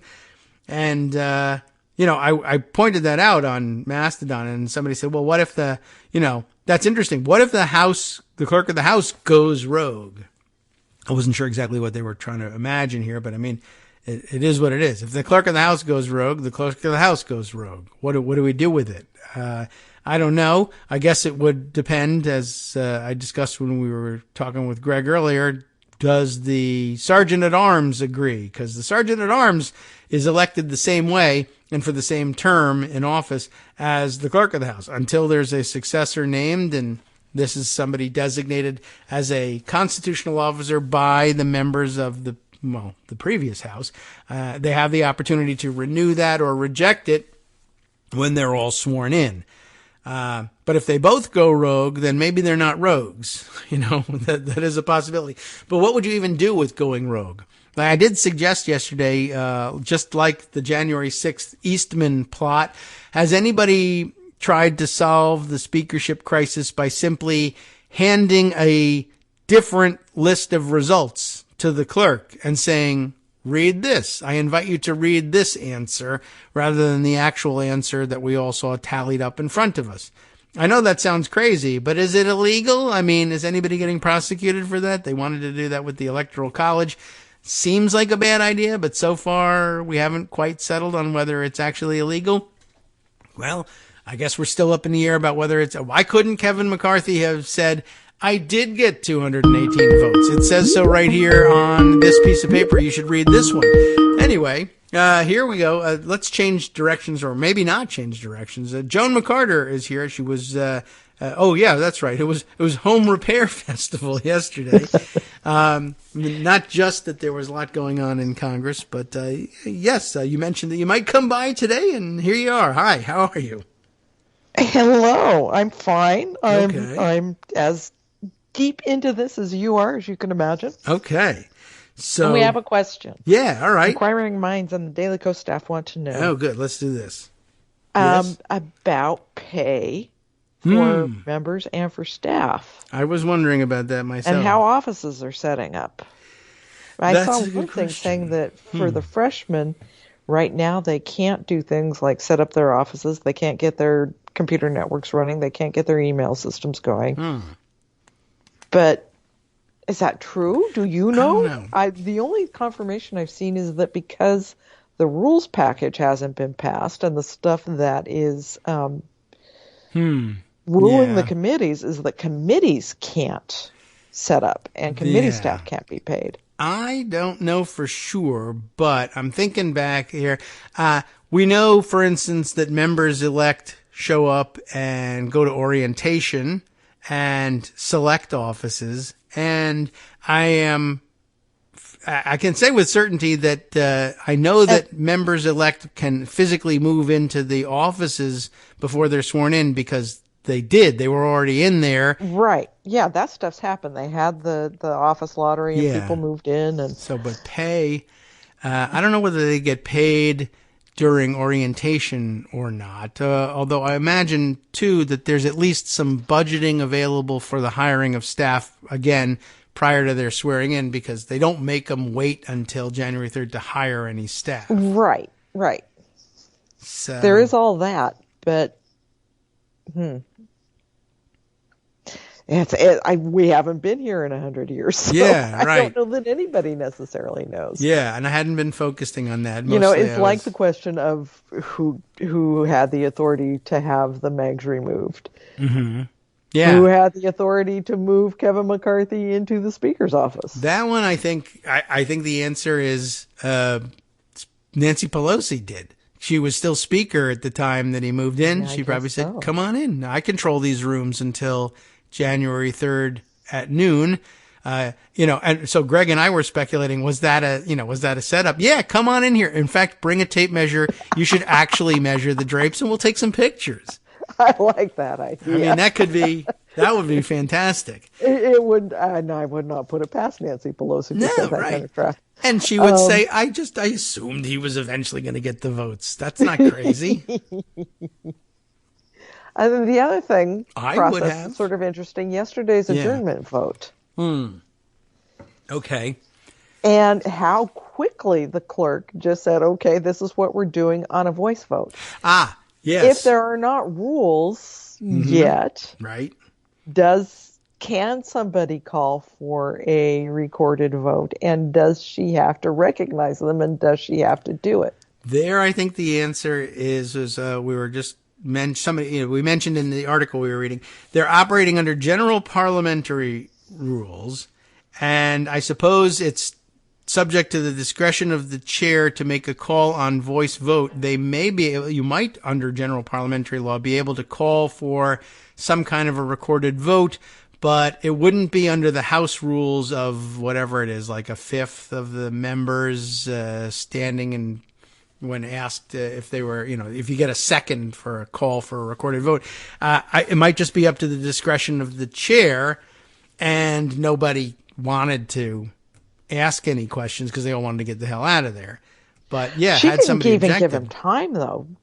It was just may not move have to had an adjourn, answer. and she said, yeas and nays on voice, and the minute she said, A's have it, she gavelled out.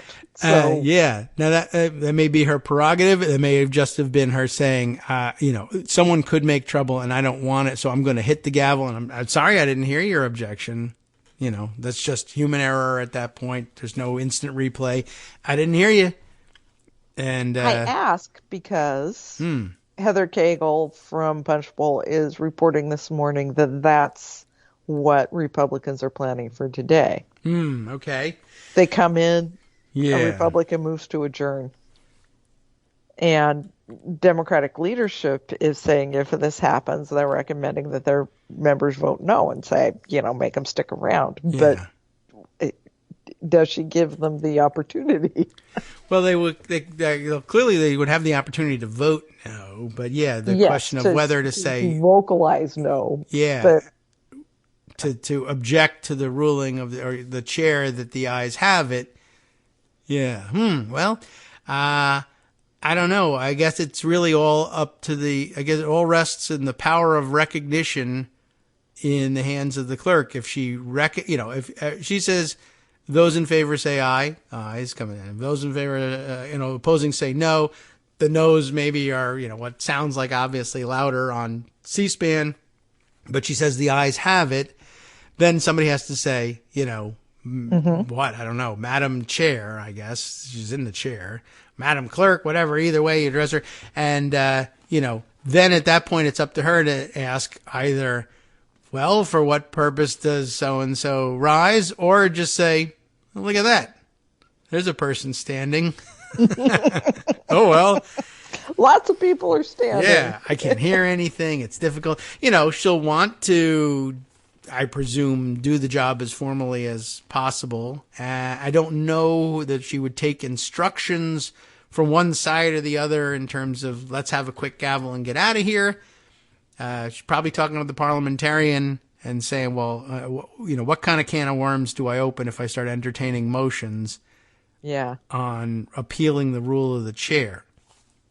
On the other hand, they may say, the parliamentarian may say, you might have to entertain that because otherwise, really, on what basis do you retain power? Yes, you have to be replaced as clerk of the House. Your term goes until there's a replacement. But, first of all, they'll probably replace you when they finally organize the House as a Republican majority. And if they had any thoughts about retaining you as an objective, nonpartisan clerk, they'll go out the window if you don't adjourn the way they ask you to. So how do you want to handle it? Yeah. Well, that's one question answered. Okay, maybe. Well, it's an answer. We're governing. It's general parliamentary law, which, by the way, was I was saying this earlier. This was very exciting to me, right? That was Nixon's ruling in the 50s and some of the early first day of Congress filibuster fights, right? That there's even though the Senate is a continuing body, until we accede to the continuance of the rules by conducting regular business, there's an argument to be made that we're operating under general parliamentary law right now. And unless the Senate agrees either by unanimous consent or by vote to go forward with the old rules, there's an opportunity to change them under general parliamentary law. So we've seen it before. Even the Senate tries to sometimes claim that they're operating that way, which they were yesterday at noon when there were only 65 senators. And they came in, they did the swearing-ins, they did the changeover, and then they left apparently for 3 weeks. Oh, well. This is what I heard. I didn't confirm it because I was kind of consumed by other things yesterday. Yeah, that's too bad. That's true. That no one was watching what was going on in the Senate. I thought it would be a great opportunity to sneak by a filibuster change. Everyone will kill us if we do that. No one will know. They'll be watching the House. Nobody's paying attention to it. You left for 3 weeks. Nobody said anything about that. They should have stopped you. But you got a 3-week vacation out of it because everyone was watching the House. Yeah. I wonder if that's how long they think the speaker vote will take. It could. Call us when you're ready. It took 3 months in 1855. Yeah. And then what happened? We had a war, right? Actually, I don't know what happened. I only know the part that it took 3 months and 133 votes, I think. That's all they tell you, I guess. But 5 years later, we had a war, so that sucked. Well, yeah. But I don't think it had that much. I'm sure it must have been tied up in that, well, are you a free soil or not? Right? I'm sure it was, yeah. I guess, did they do the rest of the thing? Did they send the resolutions informing the president that they had convened or no? Usually that's a House Resolution 1, and maybe they haven't had that yet. They haven't had it yet. So, yeah. The only thing they did is, I believe, was the only thing I saw was the live quorum call. Get everybody there. 434, missing the member from Virginia who passed away last month. So pay attention to the numbers, yes. Yep. McEachin, right? Yeah. Yeah. And move straight on to the speaker vote. Okay. Did they have the Pledge of Allegiance or a prayer? They did have the Pledge of Allegiance. Okay, good, because he promised day one that was going to happen, even though it was already happening. And they're going to read the whole Constitution. That's going to happen, too. Yeah, eventually, once they get done with the part about the members shall choose their speaker, which they spelled wrong, and I think that's the problem. The old English spelling. Well, it might be the problem. What's Chussy? Choose. Oh. I love how fast and loose they were with spelling. Yeah. At the founding. That's very fun. Anyway, cool, we don't know what's going to happen today. Are they going to try to immediately adjourn? We do know that if they don't immediately adjourn, Kevin McCarthy is not going to get the speakership today. I guess not. These guys have completely dug in. And they're just not going to do it. And I don't know that there's anything he can give them. Well, what supposedly Bloomberg News is reporting, Billy House with Bloomberg, is that he's going to start handing away gavels. He's going to say, okay, you get this committee chair, you get this subcommittee. That's a demand. It's a demand, and supposedly that's up for negotiation. I guess. But what's that going to, there's going to be somebody in the group of 200 that says, excuse me, but that's bullshit, because I'm supposed to get that gavel. Right, and I was on your side the whole time. You're taking it away from me and give it to somebody who was uncooperative? That doesn't make any sense. It makes absolutely no sense, but it appears to be how it's operating. And so far, what's really curious to me is that the allies of McCarthy aren't turning on him for giving the shop away to the crazies yet. Yeah. You'd think that at maybe this point they would be a little bit peeved about that. Yeah. But it's great political science too, right? How can you give away the gavels to the people who didn't support you because they didn't support you? Which of course only means that once they have the gavel, they'll have learned not to support you is the route to power, and then they won't do what you want. So give it to us. And by the way, the other thing you gave away is the motion to vacate the chair. So, yes, right. That's also not wise, but at the same time, then he may say, those gavels belong to us, and the rebels, of course, I guess, have grounds to say, no, they don't. They belong to you if you win the speaker's vote. You haven't, so maybe they don't belong to you. You gave your loyalty to the guy who lost. Ask General Tojo about that. Well, he was loyal to the emperor, but he lost the war. What does he get out of it? Nothing. He lost. So, I don't know. It's weird, but they're gonna have to figure it out. And I don't know what to say. Eventually, if he just doesn't, I imagine they're trying to get through to him. You need to drop out of the race. I think so at this point. But and it's embarrassing to him and all that, and he will have to move out of the suite of offices, I guess. Although, did you see Matt Gaetz' I don't know who letter? Makes him do it. To the yes, architect of the Capitol. I did. Calling him a squatter. I love that. Well, yeah. I mean, I guess hate he is appreciating anything Matt Gaetz is doing, but I did appreciate that. I know he didn't ask about the magnetometers and who removed those, but that's the better question. I assume Nancy Pelosi invited him in, and. Yeah, but now it's a question of he's there. Who has the authority to move him out? Right.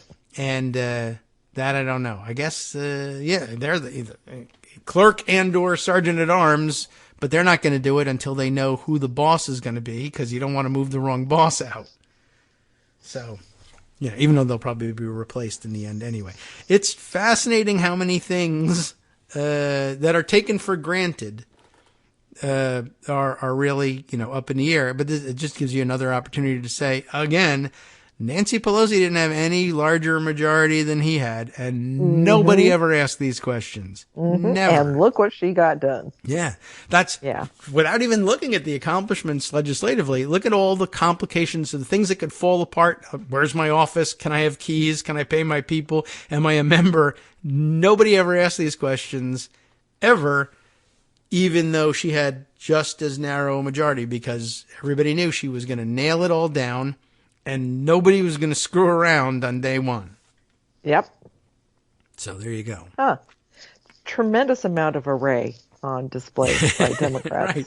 Democrats in array. Disarray. Saying, which array are they? This one right here. Doing a really good job of turning back all of the suggestions that they come in and save the day. And it really is crappy of people like Andrea Mitchell doing this yesterday. Well, when are Democrats going to fix this? What's the responsibility of Democrats here? And thus far, they're doing a really good job of saying, hey, that's not our job. Yeah, I mean, it's not. They could... everyone, I think by now has learned, well, if they absent themselves, they could let it happen. And it might be that they may come to the conclusion at some point that Kevin McCarthy is the least worst option, but they need to be convinced of that. They definitely have to be convinced of that, because he's not. I mean, clearly, it's going to be utter chaos with members trying to get McCarthy booted every other day. Kevin McCarthy's not going to be the least worst option. Is there a magical unicorn out there that would do it? I mean, if they start looking at things like Fred Upton, they're going to have to get some concessions, big concessions, like we take debt limit off the table. That may be. That's a good one. That should be at least 3 years. And I mean, Fred Upton may want to do it that way. Say, I too think we should, if you're going to bring me in to settle a crisis, let's settle this one, which is on the radar and everybody knows is coming momentarily. I'll take the job and save the day if, personally, I think we ought to take the debt ceiling off the table. I don't know. Well, he could get some Democratic support that way. That'd be a great place for compromise. Good suggestion. I'll call Fred. And I would think, there are those 18 freshman members who are Republicans in Biden districts. Yes. You might think that they would find some allies in that group. Maybe. I guess that's possible. I mean, it's supposed to be, theoretically the case. I don't know. Maybe they're crazy too. We'll find out later. But it doesn't seem likely. You would think that they would be moderated by the fact that, that their district has, it's a significant Democratic contingent there. In order to win a general election, you can't be completely bonkers or people will just, it's very easy for them to just pull the lever for the D. So, well, maybe they need to make a caucus. That's the only way to make it work. The Liberty Caucus.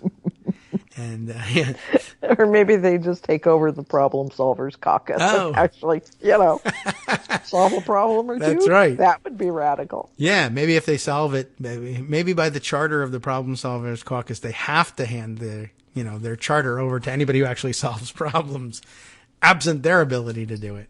But yeah, that would be an idea. To start with them. I guess the longer this goes on, the greater the need for these members to try and meet on their own and figure something out, I guess, and to take the initiative.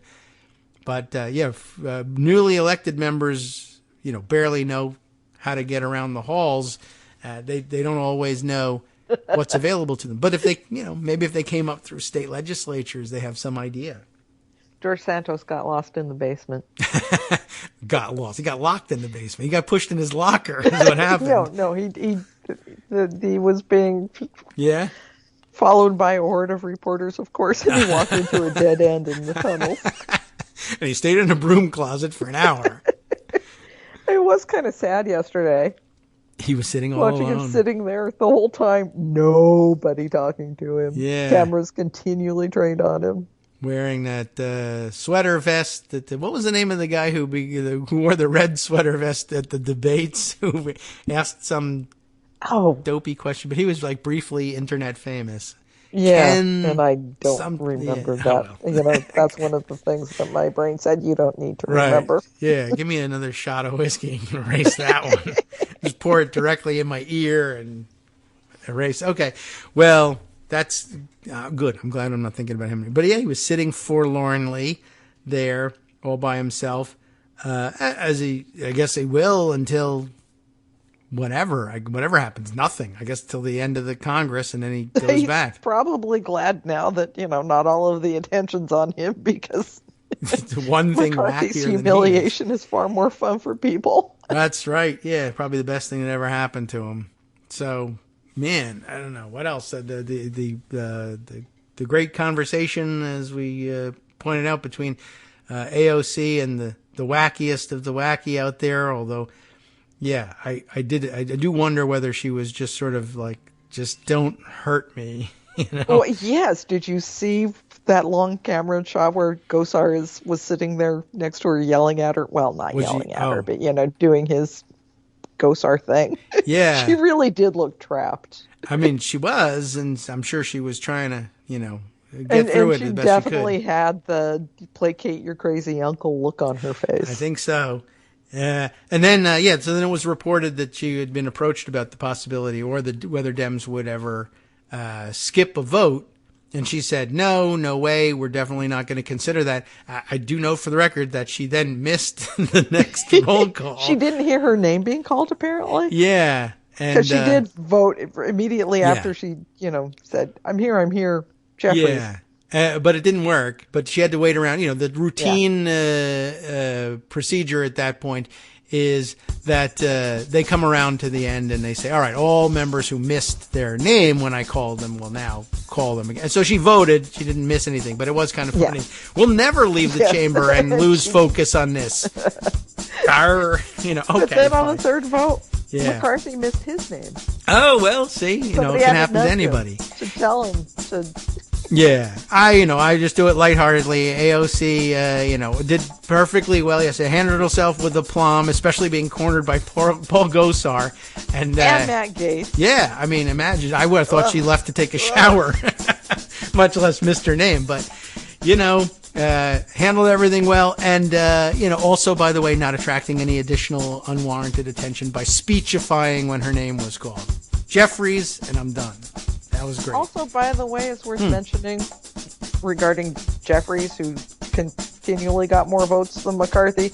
Once again, we're having an American election where the person with the most votes is not winning. Yes. 3 in a row, too. Just so that was interesting, and it is a way to look at it. Hell, look at this. The first black representative in history has won. Oh, they're doing it over again? All right. Oh, 3 do-overs? Oh, as many times as it takes until the white guy wins? This is a terrible rule. Well, thank you for coming by and getting a few minutes in. I really appreciate it. We'll talk again next week, or if you have more questions, call again. All right, figure out the staff pay stuff for us. Okay, we'll do our best. To Kagro. Bye. Bye. With David Waldman. Well, thanks again to Joan for coming by and doing a makeup call, but a business call. We have to ponder some questions for the Daily Coast crew. We're always willing to do that, and you should be willing to wait. Up next for Justice Putnam and the West Coast Cookbook and Speakeasy coming up next, probably covering real topics that you actually care about instead of my garbage.